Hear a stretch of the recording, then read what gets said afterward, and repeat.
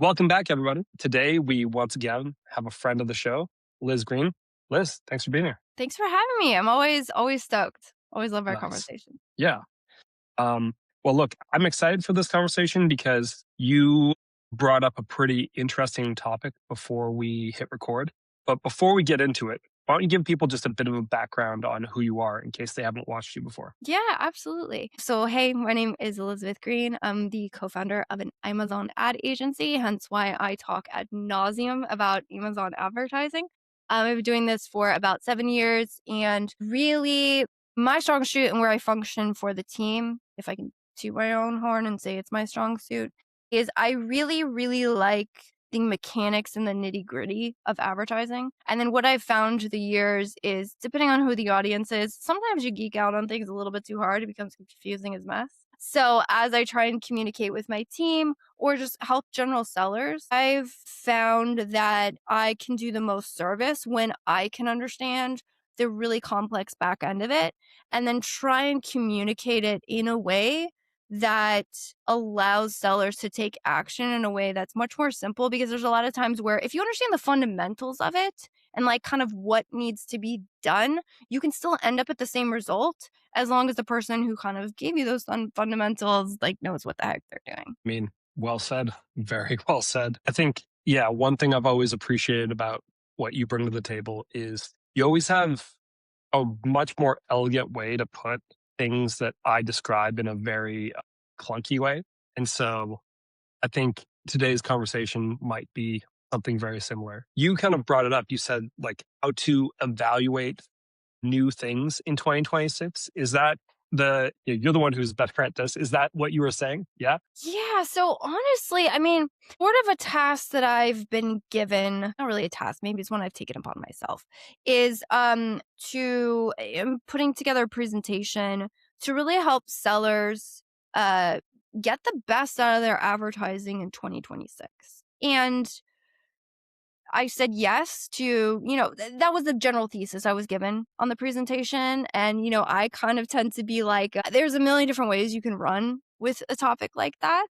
And my mind immediately goes to, I need to give everybody something that's going to allow them to, like, every single person's going to be able to get value from something like that. And I think where I see a lot of sellers are struggling now is a couple different things are happening. One, the market has gotten really competitive. I was on a live today and got a question of like, cost per clicks are going up. Is that like just Amazon doing it or it's the market? It is an advertising platform. And the one absolute truth of advertising platforms is costs rise. Always. You can look across the end of time. As soon as they started, that is what they are, right? And so there's those factors. There's like really, I wouldn't say strong, horrible economics that are, bludgeoning down on sellers. And then at the same time, there is continuously new releases of new things. I mean, I think we've all heard I don't want to say ad nauseum because I'm one of the voices saying it, but like AMC is like game changer, right? And there's sellers going, I haven't even figured out how to fix my total ACOS. And everyone, and then there's this new thing, and they're looking at their P&L and going, this line item on the P&L of ad spend continues to go up. Maybe my total sales rise, but not at the same rate. So I'm left with less at the end of the day. I'm looking at an ad structure that I can't even understand anymore because there's been 3 different agencies in it and our team has tinkered with it and nobody knows the right ad structure. And so there's this ball of uncertainty that sellers feel in the pit of their stomach.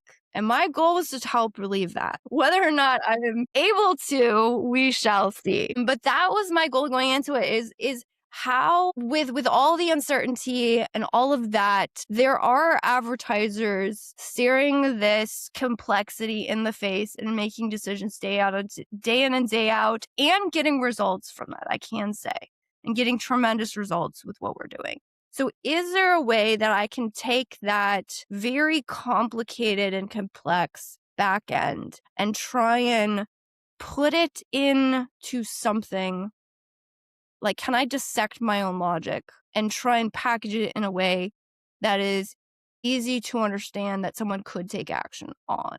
And so that's what I'm attempting to do. Mm, okay. Well, I mean, there's a lot to unpack there. I think the first thing that I'm thinking when I'm hearing you kind of talk about this, because I empathize, right? It's like, especially back when I first started selling products on Amazon, I didn't really know what to focus on. I'm like, am I making money or not? Are my ads good or not? Like it, I naturally gravitated towards the ads because it was the only thing that made sense to me. Mhm. But when it comes to advertising, it's one of those things where, like you said, it's always evolving. There's always something new. And a lot of people are like, I haven't even figured out the Yeah, first thing. yeah. How do you get started? In a situation like that, how do you get started? How do you kind of put the blinders on and define some level of focus that you can kind of use to your Yeah. advantage? A lot of times for me, my process, which I'm not saying is replicatable, is to stare at a question that is that big in the face, have a mild panic attack a couple times, disassociate for a while, and somehow among the mess emerges a vague idea that I think is valuable. And then I have to tinker with it for a very long time. That's my creative process. Don't know if it's Mm, good. I just know some really interesting things have come from that. And the one really interesting thing as I pondered this question, because I've gotten the question on both sides from sellers. Like I'll talk to some sellers like, look, I don't know why the total ACOS, like what has gone. Like I just know like the strategy just can't be like it can't be good because the results are not good. And then on the flip side, I've also talked to mm, sellers that have been like, I did all this research and I put up this campaign and like it did really, really well. Like this is great.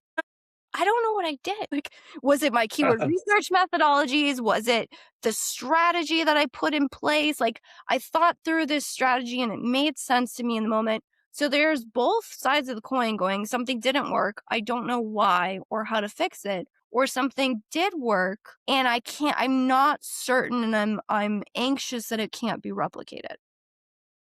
mm. What I was trying to figure out as I went through to evaluate, kind of how is it that how is it that you and I can get into an ad account and we can go this, and fix that. And this is broken. So if we get this, and I know this is going to be a little bit hard, but so I either prep you for the process or go, I can turn this around overnight. But like we just know what is in our methodologies and our thought process that allow us to do oftentimes it's a very sophisticated calculation that comes through just years of pain in doing it and also an understanding of how all the pieces of the puzzle fit together. So my thought process in realizing one of the things that I came to was that there's two distinct pieces of a puzzle of evaluation when evaluating any ad set: placement Mhm. percentages, budget, campaign structure, strategy, all of it. And some of it is just blood, sweat, and tears learning because there's nuances to every ad platform. I allow for that.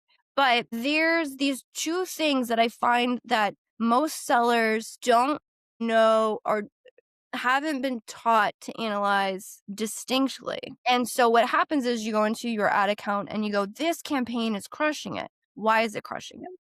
Or what are they seeing? They're seeing really low ACOS and they're seeing really high sales or, good sales. Or I've seen, you've been in those calls, right? The seller's like, there's this one campaign that went to like, it's like 5% ACOS. How do we do more of this? And you're looking at it going, well, the data set's low. It's like, $5 to spend, right? But those things happen. Or, hey, this isn't working. This A cost is like 100%. Do we just need to cut it off? And you're going, no, no, wait, that's a ranking campaign. There's strategy behind it. So what is it that we're seeing that sellers are not seeing? And I think there's a couple things that we're seeing that they're not seeing. But the two things is that what they're looking at is they're fusing these things, which are business economics and the shopper or consumer behavior metrics. And I Mm. would argue that if you understand that, again, we got to make money at the end of the day, profitability. Profitability is important. But when it comes to understanding what's working, what's not working, why is it working, I would say that the basics are understanding that these two things are not the same Mm. fundamentally. And if you Mm. can understand where they fit into the puzzle, into the analysis, you'll start to see things and you'll start to make much better, more intentional decisions. I like that. I think that, yeah, understanding those two things and kind of understanding them as two distinct separate things is really well thought out because they're kind of like different pieces to the same equation. And they almost as if they're in brackets next to each other. If we were to show this as like a mathematical equation or something like that. I like it. and I'd like to unpack it. Like I want to understand what you mean by each of them because consumer versus business metrics, I think they're both important, Yes, but I I would agree. think that without a definition, I think a lot of people are going to get lost. I agree. I agree. So let me define those things because the thing is that both things work together to get, to give you the results, which is AKA, ACOS or ROAS. They both work together, and I think we'll unpack how conversion rate fits into all of this. So the first one I would say, which is the, consumer behavior performance, is your impressions, your clicks, and your orders. And there's Mm, kind of a bridge between those things. So from impressions to clicks, if you can imagine a bridge or a loop connecting those, that's your click through rate. So what percentage from impressions to clicks, and from clicks to orders, how many people jump from a click to an order. And that's sort of your mhm, bridge, really. It ends there. But what that tells you is, how do consumers interact with my product? When they see it, is anybody clicking? When they click, is anyone converting? What am I making from an order? And so that allows me to say, again, if I'm looking at that in isolation, I can remove judgment from whatever the ACOS performance is. Again, I'm not saying we need to ignore that and make profits. We'll talk about business economics because you need both. But this allows me to say, like, okay, if the business economics are great, if ACOS is high, why? Because there's only two things it can be. It can only be a poor consumer interaction, meaning I'm not getting enough impressions on this. Why am I not making mhm. enough sales? Enough people haven't seen my ad. So you need to get those impressions, right? Why am I not getting any clicks on this? Well, what's the click through rate? Nobody is interested in the product. Nobody wants to click on it. Or why is it taking me so many clicks? Why do I have so much spend on this campaign? Well, because the conversion rate is low, so it takes us a lot of spend to be able to convert one order. So the business economics act on these, but there's so many times where we'll say, "Oh my gosh, this product just doesn't convert." The sellers want to know this, right? When I launch a product, we're assuming it's good. We've put all of our effort, we've put our capital, we've put our time into this new product, and they want to know, is this a good product? Does this work? Your consumer behavior when looking at your ads is what tells you if there's something that needs to happen with the product. And then on the flip side, there's the business economics. The main one is the cost per click. So how much do I have to pay per click? I mean, we talked about the market and costs going up. Your competitors are bidding more. And if your competitors are bidding more, if you want the same impression, sometimes you have to bid more. It sucks. It's reality, right? So how much is Yeah, the market demanding of us? Or, of course, a cost is part of business economics, right? So if so yeah, many people convert and I'm spending this much, what does a cost end up being? And then there's also, I would argue, now you can't get this on a keyword level. I wish you could, but there's total a cost, which is like, okay, even if say like the ad economics aren't good, am I increasing the organic order? So therefore we want to make profits either today, meaning better ROAS, better ACOS, or we want to make profits tomorrow, lower total A cost. Either way, you need profits at some point, right? So if I'm getting it yeah, now, I'm getting it later. But so again, those two things end up fused. So we're going, it's good A cost, it's bad A cost. Why doesn't A cost go down? And it's like, well, is it a business economics issue, meaning the market's really competitive and the cost per clicks are crazy, and that's driving up costs? So for there, it might not be a product problem. It might be a market competition problem. Or is it you have really low CPCs, like, there's some times we can get, like, 25-cent clicks in certain markets, and then what happens if our conversion rate's, like, 1% and we gotta get, what is that, like, 100 clicks to type an order? Well, someone will be like, "Oh my gosh, the ACOS is crazy." Well, actually, your CPCs are really good. Really, really, really good, especially in the market yeah, product, it's a shopper behavior problem. So this, I think, allows you to say to dissect and say, okay, is it an optimization that I need to have in the ads? Is there something else I need to figure out here? Or is there something I maybe need to go and take a look at the product, the offer? Maybe I'm going after searches or impressions that I just have no business on because I'm not strong enough in reviews yet. My price point's too high, whatever the case may be. yeah. I mean, excuse me. Yeah, I think that that is really astute. Like, there's so many situations that I've come across where, actually, I look back to my earlier moments in my career with PPC, and I wish I had just had the understanding and knowledge to say point blank, this is a product problem. Here's Mhm. the data that proves it. And so I think one of the things that really gave me that confidence was understanding how to find benchmarks. Mhm. But then beyond that, one of the other things I was able to kind of assess is just even standard benchmarks. For example, if you say the top end you're willing to do is tacos level for a launch is 25%, and that means your cost per acquisition needs to be 25% of your sale price. If Mhm. you're nowhere near that, if you're at 100%, you have a huge gap to bridge. And like, yeah, there's so many times where just like the math doesn't work out. And if you just write it all down in a spreadsheet, you can very easily just kind of be able to say that. And a lot of that just comes from either experience or really understanding what it takes to get performance, like having a good set of guiding principles. So I think what you're on about is going to be really helpful. I wish I'd heard this when I was a lot a lot earlier in my career, because yeah, this would have saved me a lot of headache. Yeah. I Where think I think if any of yeah, us who have come to any sort of realization or aha moment is like because we've banged our head against the wall for so long, like, how do I explain or how do I explain to myself what it is that I'm doing? Because there's a lot of things I think for you or I at this point, we're like, this is second nature. And then it's looking back on either our teams or, other sellers in the market who are asking questions and going, okay, how do I take the 7 plus years of experience that I have and try to distill it down in a way that doesn't just confuse the crap out of you. It's like, "Okay, look at this, focus on this." yeah. Well, a lot of that for me has just come from building custom tools with AI. Mhm, It's it's been AI has been great for my business because I can suddenly point to things and be like, "Here, this is exactly why this doesn't work." mhm. It's been AI has been very helpful. I tell everyone it's my number one employee. Oh, Nice. yeah, but that's really a helpful way to think about these kinds of things. So say someone's kind of like, what's the next logical or evolution from the starting point we've talked about? Like, say, okay, now we know where we are. Like, we've kind of taken both sides of the equation and thought about them a little bit.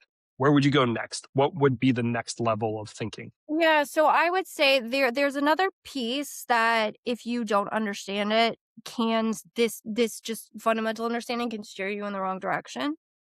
Mhm.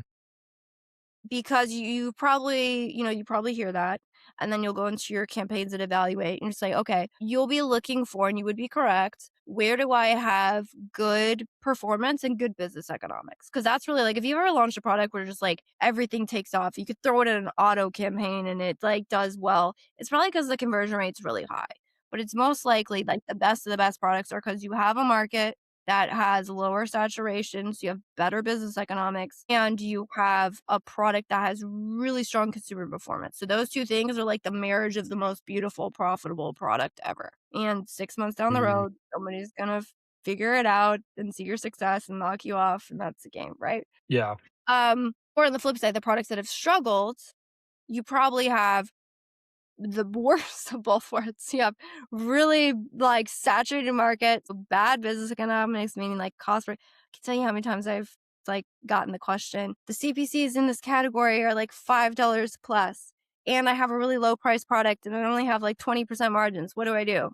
And I don't wanna be a jerk and be like, "Find a new product." But in the back of my Mhm. mind, it's like those 2 things are not those are in a kinda opposition, right? You have really poor consumers. So really what you need to do is you need to fix the listing, see what you can do, try and get up the conversion rate, right? But so just that understanding, you're probably gonna go, "Okay, cool. So I need good, strong performance, and I need good business economics. Let me just go and look at the account and figure out where those things are." I will give you a word of caution on barreling down that road with all else, not worrying about anything else. I don't worry about structure. Don't worry. I just need to find out where these 2 things align.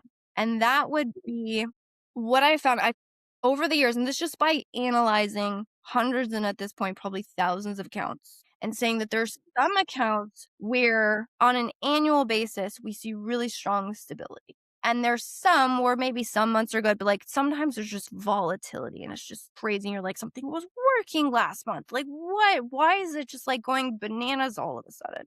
And why do some you just have this good steady growth? I mean, sometimes it feels like you're trying to beat back total ACOS, but, like, at the most part, like, you kinda have it on the right track and pretty stable and kinda seeing the growth, and there's other ones where it's like, 1 month it's fantastic, and the other month it's just, like, insane, and I mean, Mhm. I'm assuming in those scenarios, you haven't done anything, like, crazy. It's not like you're revamping I mean, those obviously introduce volatility into the account, but I'm just saying, like, all things considered, come from Q4, top of the mountain, to Q1, and everything just, like, explodes, and what's going on? So through this evaluation, we sort of see it as, like, a balance beam and I was, again, trying to quantify, like, what is a good naming structure, so I'm throwing out ideas here. I'm seeing it as, like, laser focused campaigns and what I Mm. call more like diffused or scattershot campaigns. And what do I mean by that? I mean, in you could put it fundamentally, how many potential search terms will this campaign or target pull? In the case of exact match, for all intents and purposes, it's one. Anyone who's really in the weeds would be like, "Oh, it's let's say it's one, right?" And on the very extreme side, you would have like an auto campaign. So what we have found, and again, Amazon, I will say the algorithm itself, and where I see them pushing towards is they want us to say, "Give me your ad budget, and I'll do all the work for you. Put it in an auto campaign, and I will make all your dreams come true. I will when that day happens, I'll be out of business, but that's fine, right? The Mhm. world will be better, and sellers will be better off. That's fine." I what I have found is that I liken, um, let's say you had $100 and you gave it to a kid and you took him to a candy store and you say, "Go buy some candy bars." And he's got $100. You don't know what the freak he's gonna come back with. He might come back with 100 of, like, the cheapest candy bars you ever had, or he might look at that $100 candy bar that's only one of them that are sitting up on the shelf and be like, "I want that." Like, he could buy the expensive thing, he could have the crazy thing, it might be completely different than what you thought you have no idea. And that's pretty much what it's like. So, I would prefer, in that case, if I don't know what he's gonna come back with, I'd be like, "Here's $5 instead of 100 because I can afford to let him play around with $5. I don't know Mhm. what's gonna happen when I give him the power of $100, let alone an Mhm. and I'm speaking about this on a bid level, not necessarily a budget level. And so I want that scatter shot. I'm not saying that I have anything against autos or broad match because the amount of placements that it gives you that are so dynamic, the amount of search behavior trends that it catches, um, yeah, I get the different placements, the things that but, like, there is value in using them. I'm just arguing for I don't wanna I don't wanna give the kid in the candy shop 100. But on the flip side, if I think about it, like, the other problem with scattershot, if we think about it going back to the original conversation of a total ACOS, and that we want long-term strategy and we want short-term strategy. So I would argue if you have campaigns that fill both of these functions in an account. Now we can argue, do we do single keyword exact match campaigns? Do we only put 3 in there? Do we put 2? We can argue about, structure all day long. But I would just say you need to have some market share growth because that's my long-term insurance. Because if you think about it from a ranking perspective, the primary thing you can do with advertising to affect ranking is push as much volume as you possibly can through that search. And if I have a diffuse strategy, the kid's buying something here, he's buying something there, it's happening all over the place. So the amount of control I have the child to go, that's what I'm letting you buy, is going to be very little. Again, there's value to that, but not when it comes to market share growth.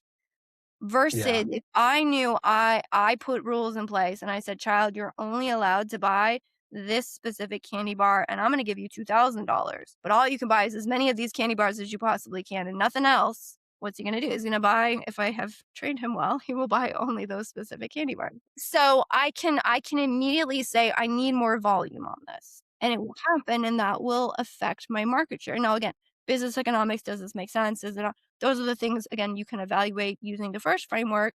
But what I found, again, if I didn't have this other one, and if I didn't know that there was this balance that needed to be in play, you might be like, "Oh, all of my," and that would probably be true because to be honest, a lot of times you can get lower CPCs in autos and broad. So you might be like, oh, this is where everything works. So let's give the kid more money, more money, more money. And then that's where the volatility comes from. That makes a lot of sense. I think the way that you put that, where like, yeah, either you're laser focused or you're refracting. I'm thinking about the science experiment we all did in grade one, where you shot a light into a whatever those things are called The prisms, that yeah. well prism, yeah, and we sent lights everywhere. That's kind of the way that I think about what you've just described. I don't know if you plan on having a visual for that, but that's something that I would definitely think about Yeah, for because sure. that's that's exactly where my head went. And yeah, I definitely agree with you. Using those principles, you can really just take a product and grow it. And I think that's quite helpful as a way for somebody who's maybe new or intermediate to think about growing their products. When it comes to kind of like making that strategy work or thinking about what percentage you should do on laser focus versus scattershot, how do you decide? What do you think about? Because Yeah, I have opinions, but I'm curious what yours are. I would love to hear your opinions. I am a huge proponent for what is often referred to, and maybe in a way that's unhelpful, as like a data driven approach, which those two principles that I just outlined is how we build our data driven approach. So my if you gave me a product, right? You said, okay, let's assume there's a whole bunch of ads running for this product. Let's assume somebody just like threw a bunch of crazy stuff up there and they went, okay, so I need to first off, I want to know what's the goal? Where are we trying to go? Is it that this product's underperforming? Is it overperforming? Why? Is it that again, is it a product problem? Is it a business economics problem? Where's the disconnect on the product level? And then I'm going to review the ad sets. Well, what I'm going to review in the ad sets, a lot of sellers will go in and be like, okay, so I have this many campaigns and what does each of these campaigns do? I would prefer to condense that down to a targeting and an ad type level. So I can immediately say, okay, which one of these targets is again at scattershot diffuse and where do we have Mhm. laser focus and what is the performance of all of these? So I want to look at it Yeah. at that level and then say, okay, I might say, okay, so it's technically a business economics problem because it's really expensive, but 90% of your total sales are coming from advertising. Ergo, it's actually an organic ranking problem, which between the two of me, if I just have waste, I can cut that immediately. If I need to fix ranking to fix it, that's a so I know the game I'm getting into and I know it's brutal. All right, so then I want to go, what do I have in place to help me drive and fix this from an exact match campaign? Do I have anything that has good, strong consumer behavior? Because I know and you know, if you throw a bunch of money at something that doesn't have strong consumer behavior and is not on par with what the competition is doing, we're just going to be throwing ad dollars. And that's where sellers get into the problem where they go, oh my gosh, I like threw a bunch of money at it and I knew it was like 200% ACOS, but I know if I just rank the product and then I pull back on ads, it's going to be fine and we're going to stick. And they do that and then they pull back and then right back down to where you were because you didn't have the strong consumer or you didn't have the strong consumer signals to signal to the algorithm you deserve to be here. So you're just like jacking up your budget to get there. So that's what I want to know is like, what is my play here? I want to find out Mm. first because I know the problem is organic ranking. And then I'm going to say, all right, now I know that's where I play. I'm going to find the ad sets for it, or maybe I have to build the ad sets for it, but I got to get that in place because I know that's the primary problem. And then what I'm going to do is then I'm going to look down on everything else that's more the diffuse energy. So, okay, this is my profit. I need a cash cow. So I want to see, okay, where am I over? Again, I'm looking at conversion rate, consumer economics, and then I'm looking at what is the results in terms of the ACOS. And I'm saying, is it a high CPC problem? Like if we have high CPCs on an auto, I'm like, oh, there's waste there. There's waste there. Mm. And this is not working, right? Or if it's really poor consumer behavior, I might keep it running if I can get the CPCs lower because I got to make up for that poor consumer behavior with it. So that's how I'm using those two layers to dissect. I'm saying, okay, is it really, really strong and it's just like I'm paying way too much? Or am I just paying a little, but I can get away with it because, again, this isn't working as well? And then from a targeting standpoint, is it diffuse energy? Is it laser focused energy? And then I'm kind of pulling apart and going, okay, these are my rank focus campaigns. I know I'm gonna have to at some point pay to play on these, but then I'm balancing that out with lower ACOS targets on diffuse energy. Yeah. I mean, I think that's a well thought out way of describing it because really the situation you talked about that I think is so relevant. Like you launch your product, you're like, I'm going to spend to get to the top. We're just going to get there. And if we, like once we get there, we're going to stick. And the reason you don't stick is because you don't have the conversion rate you need Mhm. Yeah. or you do something unsustainable to get yourself to the top.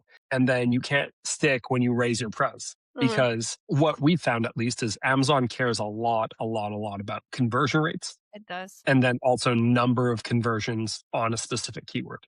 And Yes. so if you're doing that, what you're doing is kind of taking the, so basically, once you've been able to figure out if you deserve to be at the top and you're just not there yet, you're just Amazon's best kept secret, then once you've figured that out, you can take that, drive yourself up to the top, see if you stick. And then if you do, enjoy the spoils of your, or the fruits of your labor. Yeah. So I, I like exactly what you're saying. And I think you're looking at it in a useful way where you're saying like, is this worth it or not? Yeah. Very, very astute observation. I like it a lot. So yeah, you have any closing thoughts? Because I feel like a lot of people are going to watch this and they're going to say, you've given me a lot to think about. Maybe there's a way for people to kind of take your ideas and work with them a little bit more. You have any Yeah, thoughts there? I would say that the most value that I have found in understanding this sort of, business economics as well as consumer behavior is looking at those metrics on a product level is where I found the most value of like, okay, this is what I need to fix. This is where the inefficiencies are. And I would highly recommend, I mean, there's reports you can put together. I know we created that one that they could use the AI to, we did that together. Um, or there's a lot of tools now will have something. You basically just need a report that allows you to see your business metrics and your ad metrics on a line item on a product level is everything. And then I like going top to bottom, either from where I'm making the most in sales or where I'm making the most in spend, because that's where things work. And then I would like to look at, okay, is it really strong or have I done everything possible? Like there was one brand we just onboarded and we work our way down the list top to bottom and the seller had said like, well, I feel like, there's everything we've done on the top product. We have a ton of campaigns and there's everything. So we took a look at it again from understanding that whole balance, like we were saying, like the market share growth.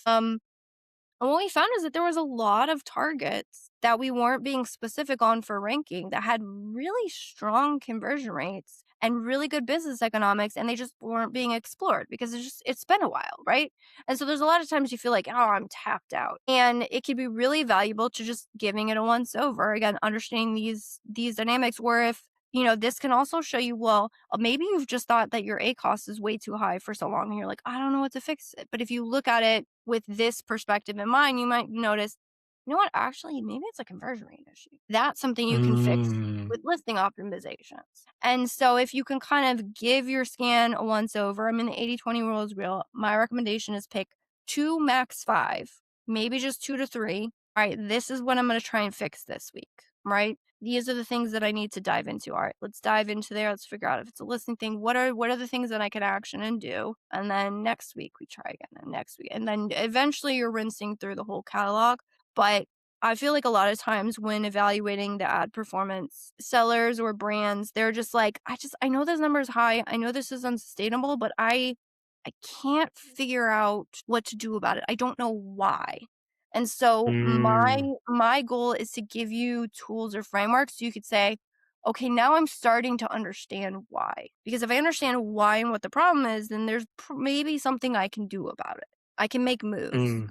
But I think that's where a lot of brands are stuck is they're like, ads just feel like this crazy ball of campaigns and bids and everything just flying all over the place at all times. And they're like, I don't know how to stop it or get a handle on it or how to even start to like they start thinking about I have to figure out the perfect campaign structure, like the exact keywords. If I just it's like, no, just slow down. Figure out, is it a listing issue? Is it a market saturation issue? What are the moves I can make? What are the things I can do? And just keep working your way down. Yeah.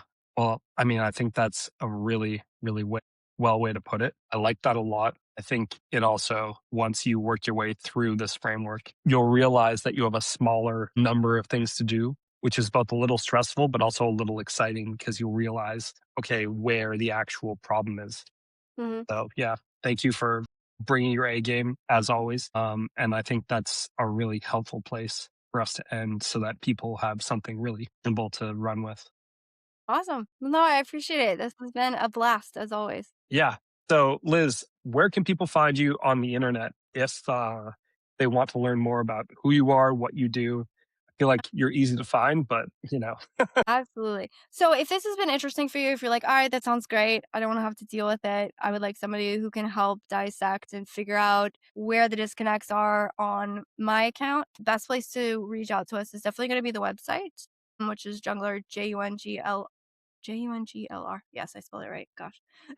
.com. There is a form at the bottom. You can book a call that is with me. We'll talk about goals and strategy, like where you want to go, and then we can do an assessment of your ads and really build out that strategy. Be like, all right, where are you missing out on sales? Where is the ad spend? Like, how do we make 2026 the best year ever? If you are just like, hey, I like what you say on ads. Would love to hear and follow more. The best way is going to be LinkedIn. If you follow me there, I put out the most content. that's awesome. Well, Liz, thanks again for bringing your A game. And for everyone else, until next time.